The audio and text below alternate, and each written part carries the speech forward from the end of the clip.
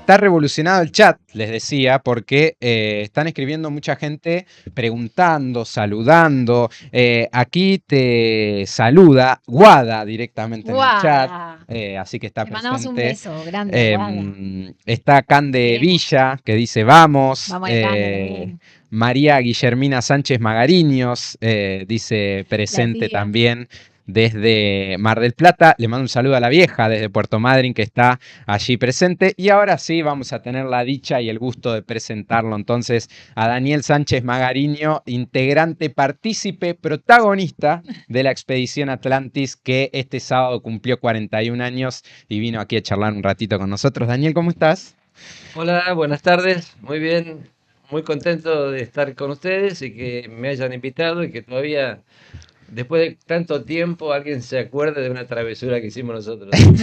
Bueno, pero Pequeña escucha, travesura. pequeña travesura, tirarse Sí. a cruzar el Atlántico en balsa. ¿Ves ramos generales? Porque es, además, para los que no El, saben, es el Papa de Delphi, Daniel. Sí, lo he visto en algunas oportunidades, sí. Bien, bien. ¿tiene pasta la muchacha o no? La hija. Ah, Sí, sí, sí, sí, me encanta. Bueno, yo creo que no soy cállense. imparcial. Nos No puedo ser. Yo me puse colorada. Eh, recién hablábamos un poquito fuera del aire. Yo primero quiero saber cómo es que a una persona dice, bueno, me voy a subir una balsa y voy a cruzar el Atlántico. ¿Cómo nace esta cuestión tuya personal, además? ¿Vos eras un estudioso, querías hacer esto? ¿Cómo te topás con la expedición Atlantis? eh, bueno, con la expedición Atlántida fue un poco de casualidad. Pero en realidad lo que vos me estás preguntando es por qué yo me pongo a navegar. Ujú. Claro. Porque fue la balsa, yo creo que tuve mucha suerte.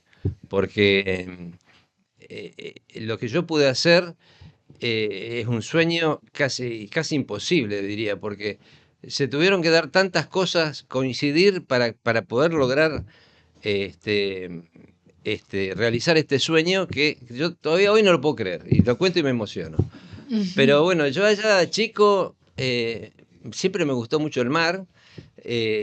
Mi papá era marino de la Marina de Guerra, con toda su carrera de la Escuela Naval y eso hizo que yo viaje por muchas partes de la Argentina, sobre todo en la Patagonia, eso porque cuando van los militares o los, digamos, la gente que está en las Fuerzas Armadas, cada 2 años cambian de lugar porque van a otras bases Claro. y toda la familia atrás. O sea, nosotros, mi papá y mamá, y éramos 5 hermanos, así que los 5 a cambiar de escuela, todo es un lío.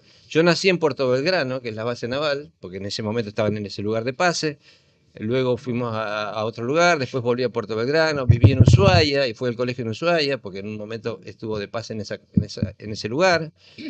Eh, Y siempre que podía, mi papá me llevaba y subíamos a los barcos y veía todo el instrumental, las cosas, el mar. Claro. Todo me emocionaba mucho. Con el barco en puerto, fijo, digamos. No, por ejemplo, cuando fuimos a vivir a Ushuaia, no, había aviones, pero porque era el año 63. Yo tenía 9 años. Le tocó destino en Ushuaia a mi papá. Y no sé por qué no fuimos en avión, fuimos en barco. O sea, nos subimos a un barco en el puerto de Buenos Aires con todos los cachirulos, porque te mudabas a Claro. ese lugar. En barco. Hiciste una Y mudanza en barco. en barco tardó como 10 días el barco en llegar porque paró en dos distintos puertos. Y bueno, todos esos 10 días yo parado, no era un barco de pasajeros, era un transporte naval Claro. que llevaba cosas de la marina y los familiares Mirá. porque íbamos a vivir allá. Entonces ahí yo estaba colgado del timón del barco, me hacía amigo del guardia marina, del maquinista, andaba por todos Claro. lados. ¿Cuántos años ahí? Yo tenía 9 ahí. 9. ¿Y qué te acordás de eso? O sea, que algún recuerdo que te venga así a la... Y me acuerdo del mar, de ver el mar, digamos, la potencia, me impresionaba. La potencia de las olas, o sea, barcos mercantes o barcos, digamos, eh, no un velero, sino era un barco Claro. Sí, sí. De grande, carga. pero ver cómo se levantaba y bajaba y el movimiento que tenían esas cosas de muchas toneladas y cómo pasaba el agua por encima, la inmensidad. Y después ver el horizonte y pensar, O sea, ¿qué hay atrás del horizonte? Esa era Claro. siempre mi cabeza, me comía la cabeza pensar, ¿y ¿Hasta qué hay dónde más allá? más? Porque vos te parás, mirás y hay una raya, bueno, fenómeno, pero después hay algo más. Y esa curiosidad por ver más allá y saber es el motor que lo mueve a uno a hacer cosas y a estudiar y a prepararse para poder llegar a esos lugares. Curiosidad que no se te acaba. O sea, mi pregunta es cómo haces para que no se acabe, porque fuimos el fin de semana a Uruguay y yo creo que si vos pudieses salir mañana subirte de nuevo al velero e irte a otro A lado, lo Ushuaia. harías ya mismo sin dudar. Yo quedé toda cansadísima del viaje porque es mucho, físicamente, mucho lo que hay que poner también de la cabeza para poder navegar. Hay que pensar mucho. Pero vos, ese deseo de ir y de estar arriba del mar, no lo calma nada, ni los años, ni las aventuras que hagas, por Bueno, más locas que sean, seguís teniendo ganas. yo creo que yo de chico, bueno, me gustaba todo esto cuando pude, en un club náutico, hice un curso, como hay Mm. en todos lados, un curso de timonel, que es la primera escala. Ujú. De más chico, y anduve mucho en el Delta porque a mi papá le gustaba mucho remar Mirá. y salíamos en esos botes de remo que tienen un carrito que vos vas para atrás. Sí. Bueno, yo era el más chiquito, me llevaban para que maneje el timón o alguna cosa y mis hermanos más grandes y mi papá remaban. Y cuando crecí un poco más, por ahí me dejaron remar un poco, Ujú. pero ya tuve mucho contacto con el agua ahí. Cuando hice mi primer curso de navegación, no entendía mucho, porque Claro. no entendía qué tenía que hacer con el timón, porque salíamos y aprendí, pero ¿para qué? ¿Dónde voy? No me daba cuenta. Un día hice clic en la cabeza, algo te cambia y ahí te das cuenta. Y ese día yo me di cuenta que saber navegar era la llave de la libertad. O sea, eh, ¿Cómo decir? Qué emoción, está bien, está bien. claro, ahí me di cuenta que yo era libre, que digamos que mi cabeza podía volar mucho más allá de lo que me habían enseñado. Y para eso, ¿qué necesitaba? Necesitaba saber cómo ir. Pero si yo un día tengo un barco, no necesito nada. Yo me subo, tengo que saber ubicarme, dónde estoy y puedo ir donde quiero. Porque el barco anda a viento, no necesito plata, Claro. no necesito nada. Necesito, Combustible, nada. claro, pesco y era un modo de vida. Entonces digo, yo me tengo que preparar para esto. Porque acá está, acá nadie, acá está la libertad. O sea, la usás o no la usás. Te quedás en tu Claro, casa o salís. claro, claro. Es decisión tuya. Pero, no sé, yo tengo una, este, una esencia rebelde, curiosa, y entonces dejo volar la imaginación y digo, bueno, ¿por qué no voy a poder? Y bueno, y ahí arranqué. Cuando me di cuenta de eso, empecé a ponerle más pila, a ver cómo era el barco. eh, Hacer cursos de navegación. claro, hacer cursos. Tuve la suerte cuando bueno, mi mamá y mi papá, a cada hijo que iba creciendo, digamos, pudimos estudiar todo. Yo soy ingeniero agrónomo, estudié en la Universidad de Buenos Aires. eh, Nos ayudaban de alguna manera con un crédito para que cada uno fuera comprando un departamento o alquilar. ¿Viste? Mis hermanos se casaron, primero uno, después el otro. Cuando llegó la mía, resulta que yo no estaba de novio con nadie, ni estaba apurado para casarme. Yo quería viajar, quería salir, y eso es lo que me interesaba. Y, y bueno, entonces, y como me gustaba mucho navegar y andaba en el barco de cualquiera todo el tiempo, me dijeron, bueno, ¿por qué no te compras un barco? No era muy caro, era un barco chiquito, Claro. digamos, así como a mis hermanos los ayudaron de otra manera, le digo, a este loco vamos a comprar un barco porque ¿para qué quiero Te una lo casa? Sí, fomentaron. sí. Claro, entonces, Que al fin y al cabo es una casa flotante. claro, Es una casa y flotante, arranqué sí. con eso, y bueno, me fui a Colonia como ayer, Ujú. que bueno, dos, tres veces, ya lo empecé, me sentí canchero, tuve confianza porque dije, bueno, esto se maneja así, me agarraron tormenta, me las arreglé, me di cuenta que todo las precauciones que había que tener, qué sé yo. Así que a la siguiente me fui a Montevideo, volví, y cuando llegó el verano digo, yo me voy a Punta del Este. Y todos en el club me decían, pues estás loco, este barco muy chico, ¿cómo te vas a Punta del Este? Que el mar, que no sé qué. Y digo, Si yo sé todas las que tengo que hacer, si hay tormenta, achico la vela, si pasa esto, apago lo otro, si no me pongo la capa, todas las maniobras yo las había estudiado y las había Claro. aprendido. No te, ¿por qué va a haber problema? Y me fui. Y digo, esto fue Expedición Atlántida de lo que estamos hablando hace 41 años, 1984, 12 de julio, cuando es que llegan aquí a continente, a suelo latinoamericano. Pero vos 2 años antes, nos decías recién, hiciste un viaje antes de Expedición Atlántida. Sí, sí. Bueno, como te decía, con este velero chiquito que yo tenía hice unas cuantas cosas, pero en un momento me quedó chico, porque ya me di cuenta que necesitaba un barco un Que poco más querías ir más. fuerte para seguir haciendo cosas. Entonces empecé a navegar en barcos me invitaron a un lugar, qué sé yo, siempre hay alguno que tiene un barco más grande, pero en general en Argentina no hay muchos lugares cerca como para salir en el barco. La gente que tiene barco en Buenos Aires o en La Plata, o va de Buenos Aires a La Plata, o va a Quilmes, o va a San Isidro, pero es un viaje de un día, dos, no tenés un puerto intermedio, si no ya te tenés que ir a Mar del Plata, que ya son 2 días o tres, pero nadie se va, no es como en Europa que vos estás en Francia y te vas a Inglaterra, así, o el Mediterráneo que tenés un montón de cosas. Acá no. Entonces la gente Claro. en medio del barco lo usa para pasar la tarde, para ir. No hay mucha gente que ande por el mundo con un barco argentino. Algunos sí, pero no hay muchos. Entonces no encontraba. Entonces yo digo, yo quiero más. Y plata para comprar un barco no tengo. Este es muy chiquito. ¿Cómo hago?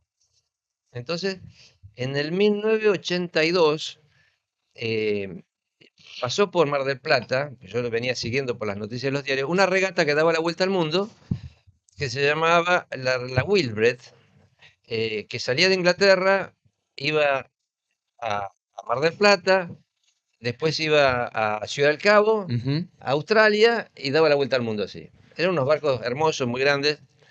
Y, y yo digo, bueno, me voy a Mar del Plata, porque hacían una etapa, cumplían en Mar del Plata. Estaban 10 días ahí parados, después Claro. seguían. En esos días voy a conocer a alguno que me lleve. Claro. Y me fui todo entusiasmado, en una carpa. Ponía cartelitos en el puerto por todos lados, que era tripulante, me ofrecía para lo que hiciera falta, que tenía experiencia, que no sé cuánto. Inglés más o menos, pero le ponía, me arreglaba un poco. Nadie me contestaba nada. Entonces empecé a subir a los barcos. Iba al puerto, saludaba, pedía permiso, la gente en general es amable, te saluda, bueno. Entonces ahí me di cuenta al poquito tiempo que no me iba a llevar nadie. Porque todos me decían, no, somos una tripulación entrenada, estamos corriendo una regata como si fuera Fórmula 1. Claro. Todos los tipos que están acá arriba nos entendemos a la perfección, esto funciona de una manera sincronizada.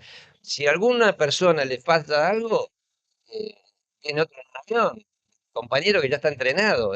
Claro. Y entonces no, tiene razón, acá yo no me voy a llevar a nadie. Estaba de lo más triste yo caminando por el puerto de Mar del Plata. Con un papelito pegado al lado. Claro, y por ahí veo Claro. otro velero que estaba ahí, que no parecía que era de la regata. Entonces subo y me atiende una persona que estaba, Patrick, un irlandés. Entonces le pregunto qué hace, me dice, no, yo me voy a Ciudad del Cabo. ¿Pero vas en la regata? No, no, no, yo voy solo.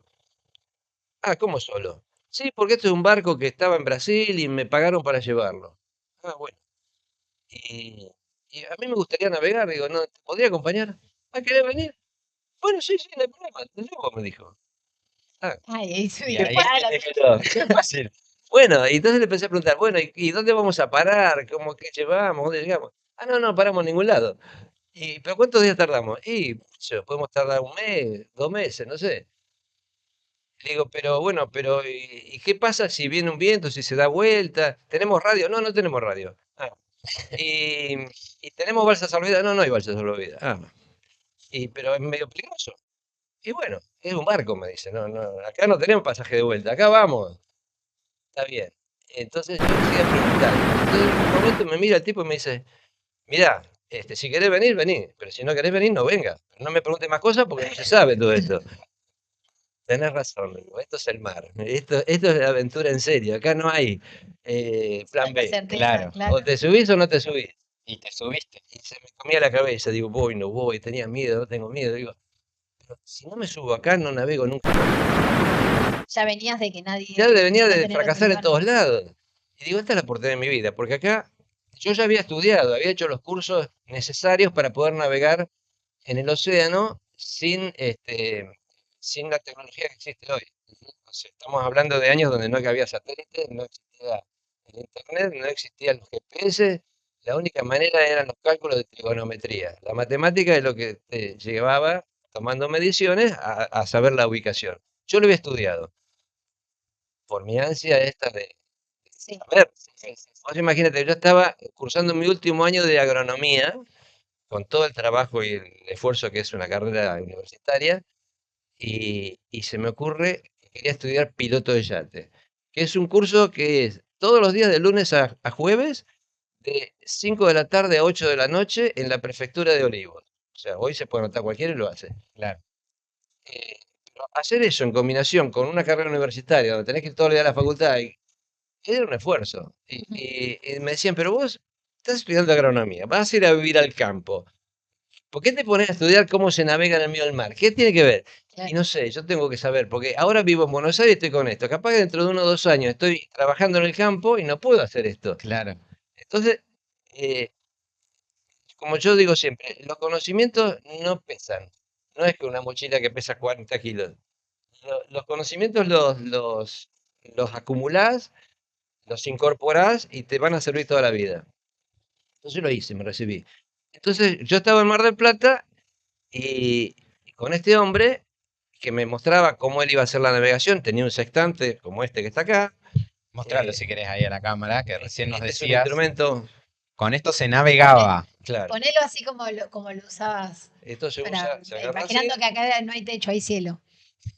acá tiene un cursor Ajá. que se mueve así, entonces marca los ángulos en grados, minutos y segundos, y vos por este anteojo mirás un astro en el cielo y haces así y llevas el astro por unos espejos al horizonte. Entonces vos podés determinar cuál es el ángulo, cuál es la altura sobre el horizonte que tiene ese astro. Entonces, con ese dato, que vos lo anotás exactamente, y con la hora, anotando los minutos y segundos con un cronómetro, vos podés determinar cuál es tu ubicación en el mar, donde no hay ninguna referencia. La Claro. referencia son las estrellas están siempre, y están siempre en el mismo lugar, porque esto funciona como, bueno, esa es una página Ahora no, ahora nos vamos a meter de de, lleno. Eso es de Claro, de la. la mira, balsa. este fue el cuaderno que usó Daniela, el Yo, mismo que llevó a la expedición. Este debe tener olor a sal. claro, porque yo tuve la suerte que además de poder ser tripulante de la expedición Atlántida, yo fui el navegante de la expedición Atlántida. O sea, yo era el Claro, responsable de decir dónde estábamos y si íbamos derecho o no y marcar la qué posición. pasaba. Bueno, entonces les decía, con el dato del ángulo y la hora, eh, uno sabe dónde está. ¿Por qué? Porque si yo estoy parado en la Tierra es una esfera. Entonces yo Sí, estoy parado en un lugar de la Tierra y miro el cielo. Y veo una estrella Sirio a 60 grados. Sí. Una persona que está a 50 kilómetros de donde estoy yo, en otro lugar, va a ver la misma estrella, pero no la va a ver a 50 grados, la va a ver a 45. Y otro que está más lejos la va a ver a 10 grados sobre el horizonte. Y otro que está para el otro lado la va a ver arriba de su cabeza. claro. Entonces, de acuerdo al lugar de la Tierra donde uno está, ve el astro a una altura determinada.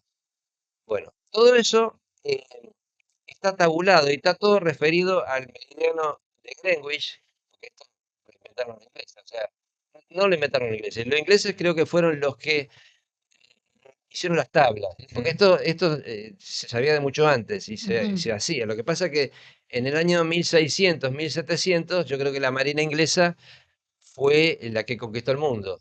Claro. ¿Y por qué lo hizo? Porque se había descubierto esto, porque inventaron los relojes, porque el problema antes, como no había relojes, no se podía saber qué hora era, y si no sabías qué hora era, no sabías dónde estabas, porque todo está en referencia, como les digo, no sé si llego a explicarme, pero sí, eh, eh, yo en un minuto miro el astro en un lugar, como la Tierra va dando la vuelta, dentro de 10 minutos va a tener otro ángulo Claro. ese astro. Entonces, sabiendo a qué hora veo ese astro a esa altura, sé dónde estoy. Me da una línea. Yo tengo que tomar 3 o 4 astros. Y donde se cruzan las líneas es el punto donde estoy yo. Fantástico. Esto es como conocer la experiencia de lleno, aprender Sí, mucho de cuestión de navegación. Y digo, nos metíamos de lleno acá. Estamos hablando con Daniel Sánchez Magarino, para quienes se están sumando recién a la transmisión, integrante de lo que fue la expedición Atlantis. Algo que además yo quiero saber cómo es que se compone la balsa que construyeron, y ya nos metemos de lleno en lo que fue la expedición. ¿Cómo fue que construyeron esa balsa? ¿Y cómo fue la decisión de decir, bueno, vamos hasta Islas Canarias y vamos a cruzar el Atlántico? Bueno, esto nace de la cabeza de otra persona Ujú. que también curiosa y muy este, perseverante en sus decisiones, que se llama Alfredo Barragán. Alfredo Barragán es un abogado que vive en la ciudad de Dolores, nació allí y allí ejerció su profesión y a la vez que estudió su carrera universitaria y después formó un grupo de amigos eh, que armaron ¿cómo se llama?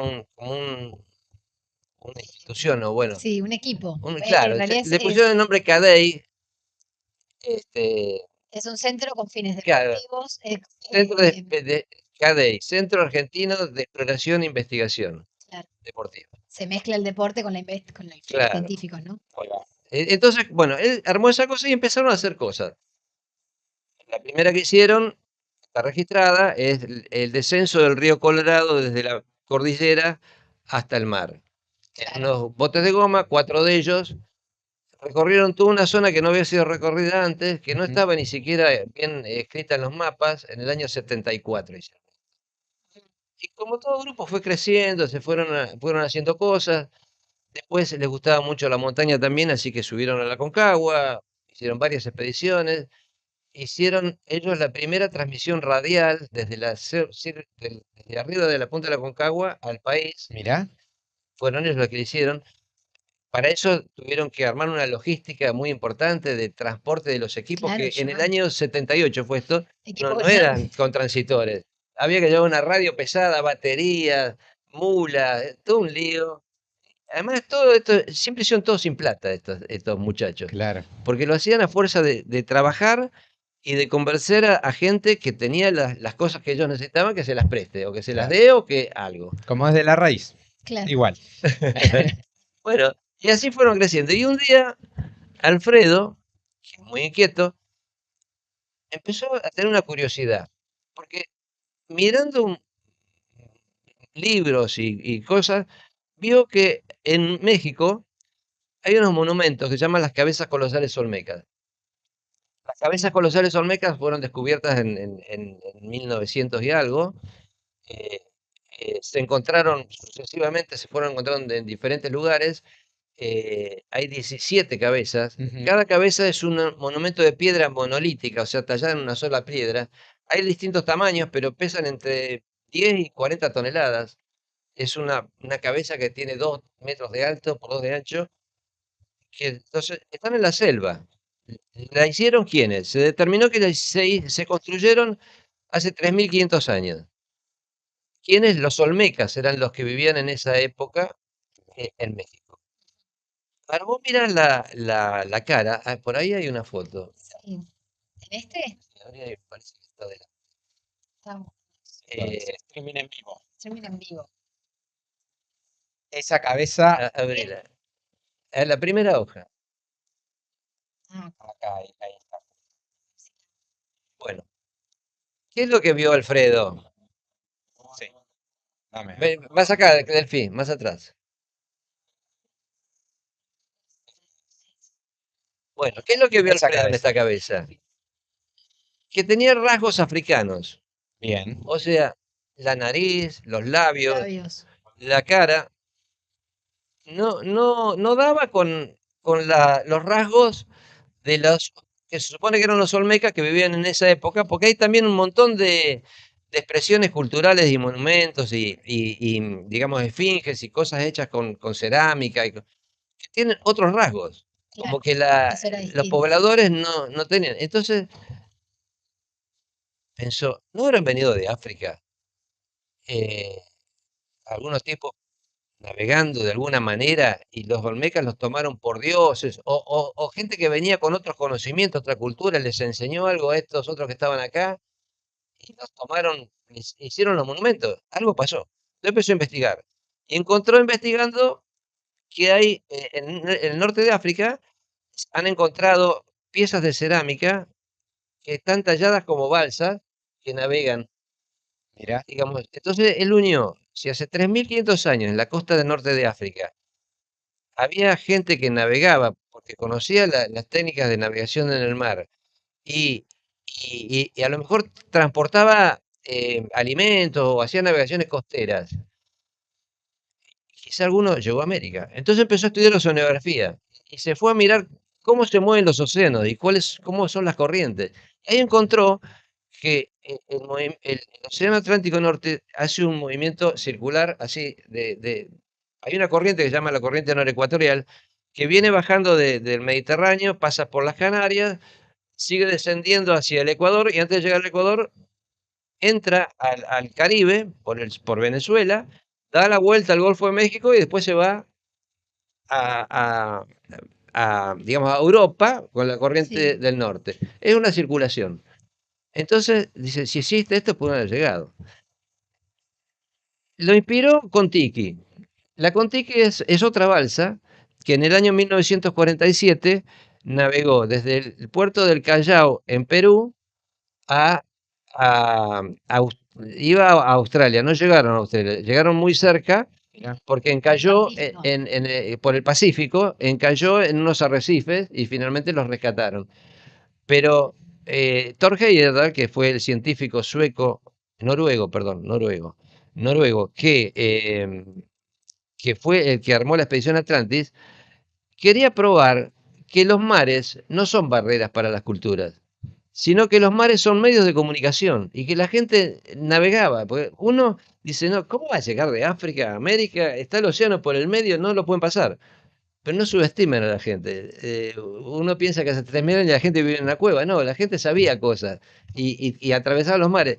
Todas las culturas lo hicieron. Claro. Entonces Torquemada encontró que había pirámides similares en la India, en África, en las islas, en América. Entonces, esto está unido por alguna corriente. Entonces, la hizo por el Pacífico. Este libro, que fue en el 1947, se escribió un libro, se hizo una película. Alfredo, de muy chiquito, ya lo había leído el libro. Ujú. Y bueno, lo tenía en la cabeza. Y entonces, cuando se imaginó esto, se fue a México. Y a estudiar antropología, a ver si alguna persona estaba de acuerdo con su idea. A ella le dijeron que no había ninguna prueba, que los africanos no habían llegado nunca a América y que era imposible.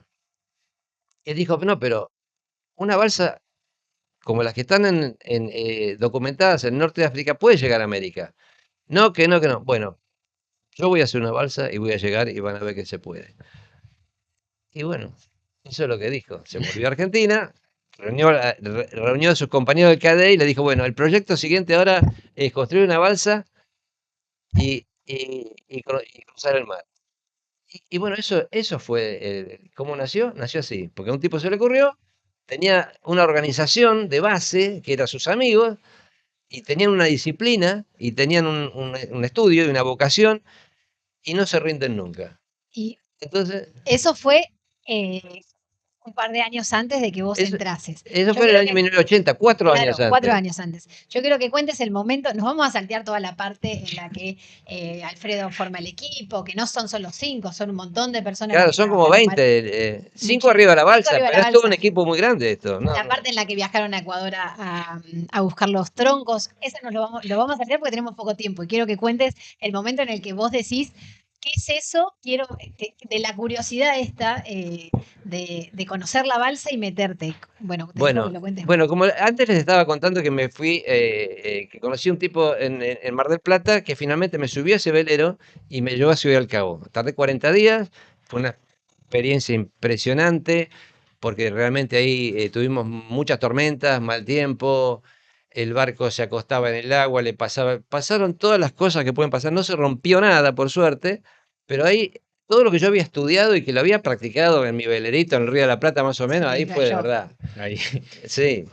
Y éramos 4 en ese velero, este hombre que lo trabajaron. Así como me subí yo un día, aparecieron 2 más.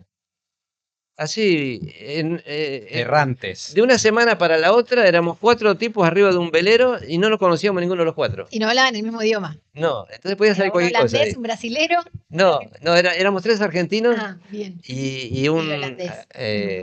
irlandés. Eh, bueno, eso salió todo bien. Pero me pierdo un poco. No, bueno, es que esa es otra historia también Ah, ¿cómo subí buenísima. a la balsa? Era la Claro, balsa. sí. Bueno, entonces yo con esa experiencia, no, llegué a Sudáfrica. Estuvimos en un lugar muy lindo que se llama Tristán da Cunha, que son unas islas muy chiquititas que si ustedes la buscan, la googlean, Tristán da Cunha, es un volcán que hay entre África y América, un poquito más cerca de África, a la Ujú. latitud de 38 grados, más o menos, o sea, que como si fuera a la altura de Bahía Blanca, ¿sí?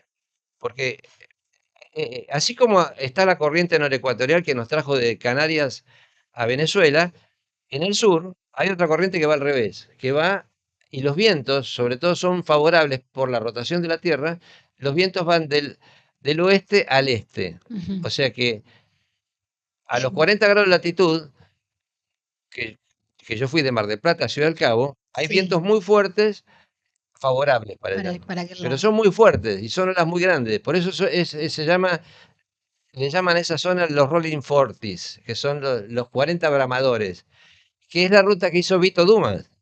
Vito Dumas, que es nuestro principal náutico de la Argentina y del mundo, porque fue un tipo que en el año 42 hizo la vuelta al mundo en solitaria en un velerito de madera Ujú. chiquitito que eso fue también Tu mi inspiración. inspiración, Vito Dumas. Este, él llegó, eh, No, pará. Estábamos en la balsa. ahí va. Claro, porque Te fuiste a Sudáfrica. Claro, entonces Después, llegué a Tristan da Cunha, llegué a Sudáfrica, todo fenómeno, pero era el año 82. Entonces, estábamos navegando, estuvimos en Tristán da Cunha, isla inglesa, como todas las islas que andan perdidas por ahí son inglesas. sí. Llegamos, nos recibe el gobernador, bueno, ¿qué van a hacer? Y nos vamos a quedar un par de días descansando, después seguimos viaje, vamos a cargar comida, agua, que yo cuánto. Una revolución en la isla viven 150 personas. Llegan un No par. va nunca nadie, porque no hay pistas de aviación, no hay nada claro. ahí. Eran unos pesqueros, población de origen portuguesa, después holandesa, después inglesa. Y, y- y llegamos, ¿qué día? El 1 de abril de 1982. Era un día como cualquiera, fenómeno. A las 3 de la tarde, después de ya haber hecho planes de lo que vamos a hacer, que no vamos a hacer, a las 3 de la tarde viene una tormenta. Entonces nos avisan por radio, hay una tormenta que se avecina. Bueno, yo digo, qué suerte, estamos en tierra. El irlandés dice, no, al barco. Pero si viene una tormenta, bueno, justamente, viene una tormenta, el barco tiene que estar lejos de la isla, porque no había puerto ahí, estábamos con un ancla. La Claro, se tormenta puede tirar revolea. el barco arriba de la isla y se Y rompe. estallarlo, claro. Claro, entonces tenemos que correr rápido, así que salimos a la chapa así nomás con la que pudimos, cargamos un poco de comida al mar. Pasaron 5 o 6 días y este irlandés todos los días escuchaba la BBC de Londres para escuchar noticias. Tiene una radio ahí de esas radios viejas, a pila, que se llama Siete Mares, ¿viste? ¿Te acordás? Sí, De onda sí, sí. corta, porque era lo que podía captar. Y yo estaba ahí y escuchaba que hablaban Falkland Island, porque el Falkland Island, yo entendía poco de inglés, pero Falkland Island lo entendía. Y digo, pero yo voy a estudiar, Falkland Island son las Malvinas. ¿Qué Claro. están hablando estos ingleses tanto de las Malvinas? Y le pregunto, y entonces Patrick me dice, no, están en guerra. ¿Quién? Argentina con Inglaterra. Te invadieron las Malvinas. ¿Cómo? No puede ser. Sí, no entendía nada. Bueno, pero había sucedido. O sea que si no es por esa tormenta, que ocurre el 1 de abril a las 3 de la tarde, a lo mejor yo quedo detenido ahí. Claro, Porque, porque la porque isla era éramos 3 colonia. argentinos el día de la toma de las Malvinas, en una isla que está en la línea que viene bajando de Ascensión, Santa Elena a Malvinas. Y los tipos iban a decir, estos son espías, vinieron a ver qué hay acá, que no hay Claro. acá. Espías en balsa. Es Claro. tanto así que yo mandé telegramas, porque cuando yo salí de Argentina, el, lo que dijimos que íbamos a tardar unos 25 o 30 días en llegar a Ciudad del Cabo. Allá habían pasado 25 días porque nos habían agarrado muchas tormentas, nos habían atrasado y estamos ahí. Entonces dijimos, bueno, eh, mandamos telegramas para que la gente se quede tranquila, porque no hay teléfono, no había nada, había Claro, telegramas. Los telegramas no llegaron nunca. Yo mandé postales a mis amigos, ellos llegaron un año después. Porque, tremendo. o sea, toda la información los ingleses no la Claro. radiaron, Claro, porque podían ser en clave. claro. Sí. Entonces quedamos sin información. Daniel, yo te quiero preguntar, ya nos estamos quedando sin tiempo Sí. Uy, para que muy rápido. sí, Entonces bueno, todo bien, me tuve que volver a Argentina por el tema de la guerra, porque sí, es muy feo estar afuera cuando vos sentís que tu país está en guerra. Yo no llegué a Sudáfrica, la idea era seguir viajando por el mundo, pero me volví en un barco carguero. Al año dije, bueno, quiero seguir viajando. Entonces, pero me había ido sin plata yo, sin nada de plata. claro. Estuve 2 meses en Ciudad del Cabo sin plata. O sea, me era un ciruja, pero andaba como pude. Entonces digo, quiero tener algo. Entonces, ¿qué dije? Voy a trabajar. Me había recibido ingeniero agrónomo. Pero si yo me voy a trabajar al campo, o en una empresa, o empiezo, no, es una trampa, no puedo salir más de acá. Entonces me voy a conseguir un trabajo que me dé plata para viajar, que es lo que yo quería, pero que no me esclavice. ¿Qué Que hago? sea corto. Me voy a trabajar en un barco, pensé. Me saqué una libreta de embarco que usan para poder subir a un barco mercante y Sí, trabajar ahí, y me conseguí un trabajo en un barco. Era un pesquero. Entonces, ¿dónde salía el pesquero? De Mar del Plata. Me voy a Mar del Plata, ya digo, voy a trabajar, voy a ganar tanto por mes, eran 3 meses, arriba de un barco no puedo gastar la plata, cuando vuelvo voy a tener 5 o 6 mil dólares, con eso viajo. Estoy en el puerto de Mar del Plata esperando que salga el barco donde yo estaba empleado y veo pasar un camión con unos troncos. Acá. Me voy atrás del camión.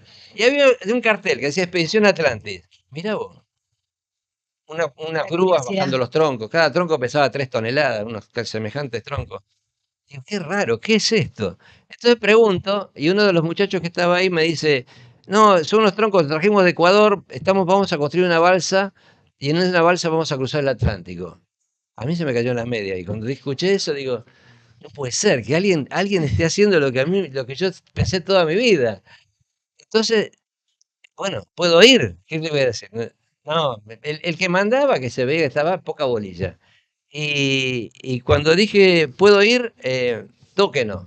Bueno, me fui a mi casa. Y si Al no te día siguiente conocían. volví, ¿eh? No te conocían. No, no me conocía, no conocía a ninguno. Y yo digo, me fui, estaba parando en la casa de un amigo en Mar del Plata. Me fui. Al día siguiente volví a ver los troncos, ¿eh? Volví otra vez. Al otro día, bueno, yo digo, no voy a poder, ya no podía dormir pensando en esto. Digo, yo no me puedo ir a trabajar en un barco pesquero y que esto esté pasando en mi país y yo no estar ahí. Entonces, digo, no me van a llevar, me di cuenta que esta eran unos muchachos que estaban muy bien organizados, tenían todo planeado, a mí no me conoce nadie, no importa. Entonces voy y les digo, miren, yo me estoy por embarcar en un barco pesquero, porque quiero trabajar, pero en realidad no necesito la plata. Y esto que está ustedes me gusta mucho. Les propongo, si me aceptan para ayudar, formar parte del grupo, cuando la balsa esté construida, yo me quedo acá, los ayudo a construir la balsa. Cuando está construida, la llamo al puerto, los saludo y cuando llegan los voy a esperar. Y de alguna manera yo voy a estar pagado con el hecho de poder participar. Y cuando Claro, termine todo esto, me voy al mercado y sigo toda mi vida. está bien. Bueno, me dijeron que sí. Me dijeron que sí, bárbaro. Bueno, y empecé a trabajar. Claro, ¿qué pasaba? Yo estaba de cabeza en esto. Había 10 o 15 personas que los fui conociendo, que eran los que trabajaban y hacían la cosa, pero cada uno tenía su trabajo y su cosa. Y yo no, yo tenía esto 100%, porque ya me había recibido, claro, sí, sí, sí. me dieron de vivir en la casa de uno de ellos que tiene un lugar al fondo, porque digo, si me dan de dónde dormir y me dan Ya comida, me está. quedo, pero Tenías disponibilidad para trabajar ahí con la balsa y dedicarle. claro, no tenía plata, pero no me importaba, bajé como 8 kilos, porque comía poco, y bueno, pasó noviembre, pasó diciembre, y por mitad de enero estábamos parados en la banquina del puerto de Mar del Plata, donde estaban los troncos. Habíamos tirado todos los troncos al agua, porque la idea era ver cómo flotaba cada tronco, porque los troncos los tirás al agua y giran y se acomodan de una manera. Entonces después los íbamos a atar de esa manera. Entonces los marcábamos, los medíamos. Yo llevaba una planilla, todo lo que me encargaban yo lo hacía todo perfecto. Entonces me paro en el borde, Alfredo me llama, me dice, vení, vení, Daniel, mira, párate acá, mira este tronco que me parece que está mal. No, ¿cómo está mal? Si yo lo medí, es esto. A ver, mira, y pum, y me tiró el agua, vestido y todo, como estaba. Yo salgo y digo, ¿qué te pasa? ¿Qué Está problema? gracioso. Entonces me da la mano a mí, subí, bienvenido a bordo, me dijo. Sos un tripulante. Tremendo, Una emoción, tremendo, una tremendo. emoción. No te lo esperabas. No, no, nada. ¿Qué sé yo? ¿Qué pasó? Ellos se tomaron 2 meses para conocerme, Claro. para ver Sí. bueno, De qué madera, Daniel? claro, Eh, y aparte me sirvió, fue fundamental conocer el manejo del sextante. Ninguno de ellos sabía eso. Mirá. Era una cosa que le iban a aprender y qué cuánto. Y yo les caí justo porque yo tenía este Sí. conocimiento, que fue muy útil. Daniel, yo quiero saber, antes ya la última y terminamos, porque ya Juan nos está apurando. Le mandamos muchos saludos a la gente que está prendida en el chat, que está escribiendo un montón de cosas. Em, Uno ve el Atlántico en algún documental, en National Geographic, en los Pesca Mortal, ve las tremendas olas en esos barcos pesqueros enormes y le da la verdad un poco de miedo. ¿Cómo es ese momento donde vos te embarcás en esa balsa, decís voy a cruzar el Atlántico, sabés que podés morir? Digo, ¿cómo jugás con eso? Bueno, yo creo que es una variable con la que jugué toda mi vida, porque cuando me subí a ese barco que me llevó a Ciudad del Cabo era eso. Y el hecho de haberlo construido y haberlo estudiado y haber atado yo, o sea, con el grupo, ¿no? Yo tenía plena confianza. Todos decían, no, pero se les va a desatar eso, porque se va a mover y con el continuo movimiento del mar y que yo, los troncos que son pesados, el que está arriba se esfuerza para abajo y el otro, las sogas van a empezar a rozar, después de unos cuantos días de rozamiento se cortan, porque la balsa estaba armada como hace 3.500 años la pudieron haber armado los africanos. No tiene un tornillo, no tiene un clavo, no había una soga en él en ninguna parte, estaba hecha todo perfecto con los materiales originales de aquella época. Los cabos que ataba todo eran de yute, Ujú. de una fibra vegetal. Este, pero bueno, yo ya conocía el mar, yo ya había pasado tormenta. Y yo sabía que los accidentes pueden pasar, por supuesto. Pero, digamos, si uno tiene un trabajo hecho, un estudio, eh, toma todas las precauciones, eh, siempre queda algo libre al azar, porque esto no es una excursión, no tiene pasaje de Ujú. vuelta. Pero digo, creo que ese es el atractivo. Yo no hubiera ido en un lugar donde me decían vas a llegar tal día a tal lado. ¿Para qué voy? No me interesa. A mí me interesa ir a un lugar donde el fin es incierto. El fin se consigue si vos tenés la habilidad de sortear las cosas que pasan. Ayer fuimos a Colonia con Delphi y a la vuelta había una neblina, no se veía nada. Pero no se veía nada. Y teníamos que entrar por un canal que tiene boyas rojas y verdes. Y de No se repente veía. veíamos la boya, íbamos para ahí y de Y repente desaparecía. y bueno, había que estar tranquilo y seguir con el timón. Ya va a aparecer otra. Y pues no aparece. Y si no salimos, se choca el barco contra las piedras. No aparecían las boyas, Y no no aparecían. aparecían. Y Estaban bueno, difíciles. está lo lindo eso, porque si no es muy fácil. Hermoso, hermoso. Que el hombre sepa que el hombre puede. Expedición Atlantis, 41 años. Y le queremos agradecer a Daniel que se ha venido aquí a charlar. Imagino, nos quedaron un montón de cosas por Buah, hablar. Habrá una Acá segunda en oportunidad, el chat están pidiendo una segunda una una segunda segunda. entrevista. Y bueno, entrevista. Se ampliaremos. quedan con ganas. Ampliaremos porque la verdad ha sido un gran reportaje. Gracias, Dani, por venir, ¿eh? Bueno, gracias a ustedes. Gracias. No, lo que pasa es que el tema es muy amplio, es agotador. Claro. Yo ya tengo 71 años, o sea que Hace 40 años que estás hace contando esta 40 historia. y En vengo todos lados. tratando y haciendo cosas, montañas, selva, todo lo que puedo lo hago. Una familia hermosa, que es lo que más me emociona en la vida. Y les agradezco mucho y qué lindo que nos sigan escuchando y que alguna gente se inspire en algo para hacer cualquier cosa que haga en la vida. eh, Está bueno porque te da satisfacción. Total. Entonces, Sí. les agradezco mucho. Gracias. Daniel Sánchez Magariños, aquí en Grande. Ramos Generales. Quédense porque ya viene Laureano Ciapa con la buena data.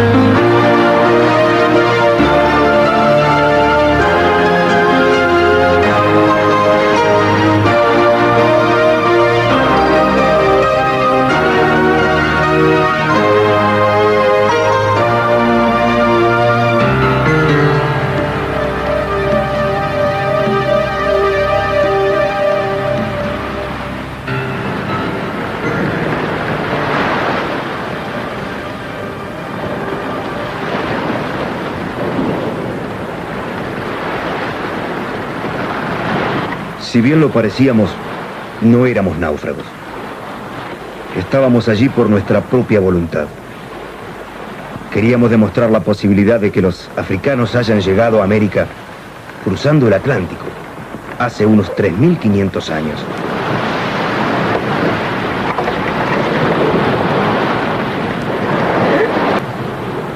La travesía recién comenzaba.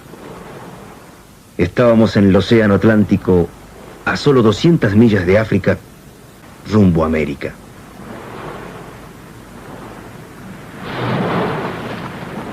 Poco a poco nos internábamos en el mar. La balsa no tenía motor ni timón, solo una vela cuadra en proa. Su capacidad de maniobra era prácticamente nula.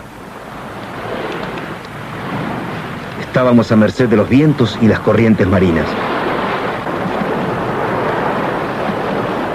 El 8 de julio recogimos algunas ramas y algas de agua dulce. Algún río las había arrojado al mar. No sabíamos a dónde, pero estábamos por llegar a alguna parte.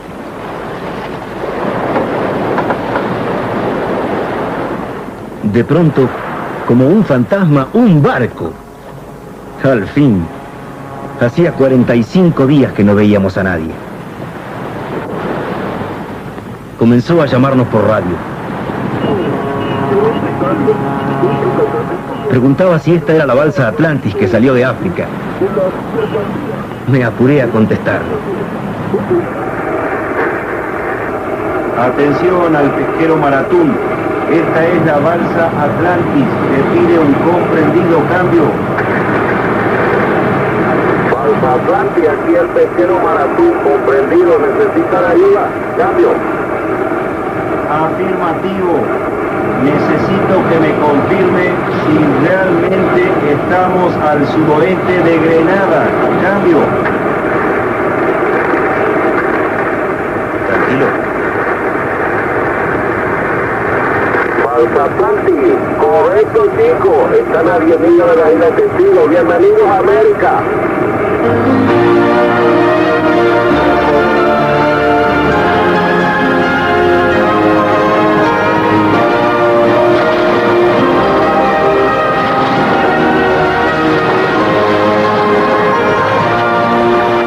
Triunfaron. Superando todos los pronósticos, aquellos 5 deportistas lo habían logrado.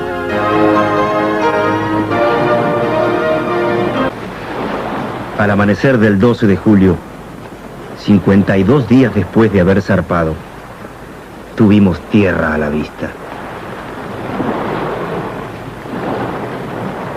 Lo que antes fue ilusión, ya era nostalgia.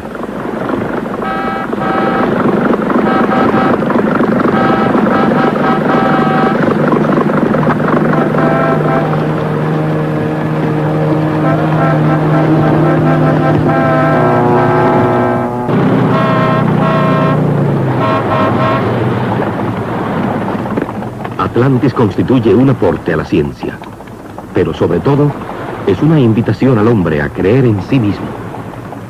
Es la prueba de que no hay imposibles si se lucha con fe, coraje y voluntad.